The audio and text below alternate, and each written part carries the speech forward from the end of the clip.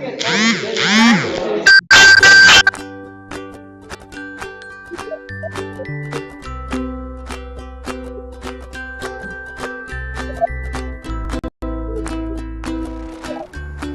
bouge à Bruxelles, vous emmène dans la jolie capitale de la Belgique. C'est ici que siègent la plupart des institutions de l'Union européenne, ainsi que de nombreuses organisations internationales. Les symboles de Bruxelles sont nombreux, Manneken Pis, les frites et les gaufres, l'atomium érigé lors de l'exposition universelle de 1958 et la Grand Place.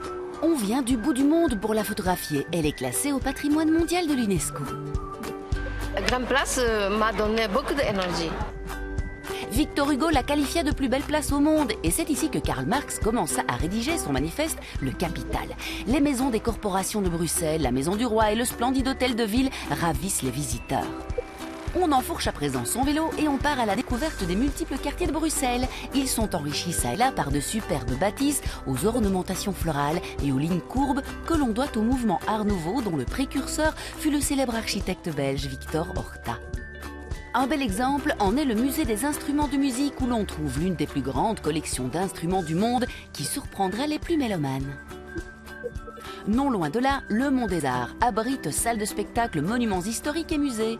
Parmi eux, les musées royaux des Beaux-Arts consacrent depuis 2009 une grande place à la plus importante collection d'œuvres au monde de René Magritte, le pape belge du surréalisme. Ce mouvement créé par Apollinaire en 1917 qui cherchait à explorer la création en laissant libre champ à l'inconscient. D'ailleurs, ceci n'est pas une pipe.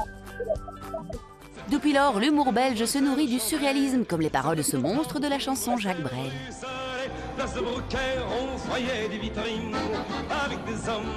Le cœur du Grand Jacques a vibré place de Brouckère et ceux des Bruxellois à la Bourse qui concentraient toute l'activité économique au 19e siècle. Et puis, il y a l'art de vivre à la belge, le chocolat et les pralines créés en 1912 par Neuhaus.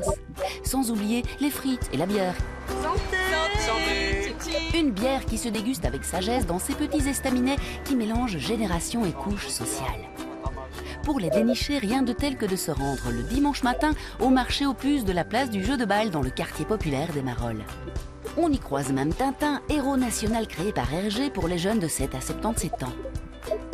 Accents colorés d'ici qui se mêlent et ceux de là-bas, touristes et autochtones y trouvent leur bonheur.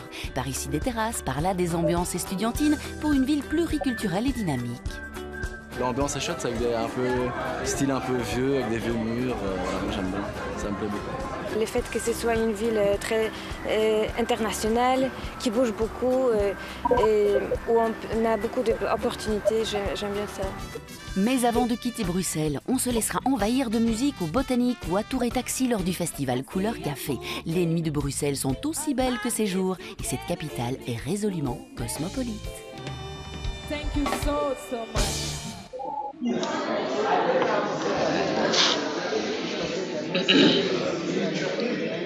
do I do it?